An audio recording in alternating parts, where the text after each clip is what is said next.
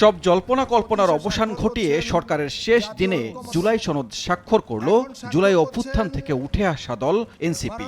17 October BNP Jamaat সহ 24টি দল সংসদ ভবনে সনদে স্বাক্ষর করলেও বাস্তবায়ন প্রক্রিয়া ও আইনি ভিত্তি নিয়ে সংশয় জানিয়ে অনুষ্ঠান বর্জন করে দলটি। মূলনীতি সহ কয়েকটি বিষয়ে আপত্তি জানিয়ে বাম ঘরানার 4টি দলও স্বাক্ষর করেনি। আমরা তাদেরকে অভিনন্দিত করি। 13 নভেম্বর সনদ বাস্তবায়নে সরকার গেজেট প্রকাশ করে। ত্রয়োদশ নির্বাচনেও হাঁ ভোটের পক্ষে রায় দেয় জনগণ।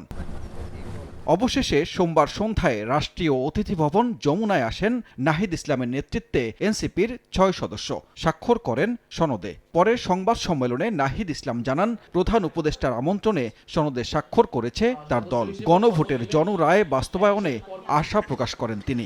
নোট অফ ডিসেন্ট কোনো সিদ্ধান্তের অংশ হতে পারে না, ফলে নোট অফ ডিসেন্ট নিয়েও স্পষ্ট বক্তব্য থাকা প্রয়োজন। গণভোটের জনগণের রায় সংস্কারের পক্ষে এসেছে, হ্যাঁ পক্ষে এসেছে।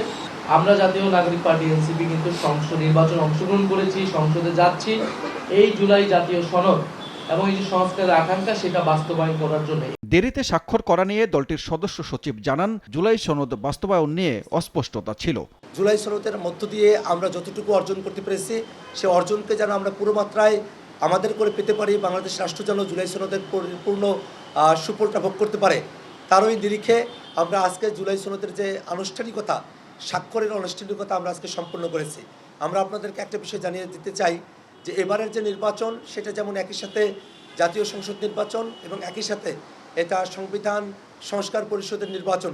গণভোটের রায়ের পর সংসদের 180 দিনের মধ্যে জুলাই সনদ বাস্তবায়নে আইনি বাধ্যবাধকতা আছে। আমরা জুলাই জাতীয় সনদ। সানবীর রূপল, সময় সংবাদ, ঢাকা। চায়ের কাপে সমাজ বদলের ঝর্ণা তুলে আগে গোছান নিজেকে। প্রিমিয়াম টাইটানিয়াম আলমিরা, গুছিয়ে ফেলুন জীবনটাকে।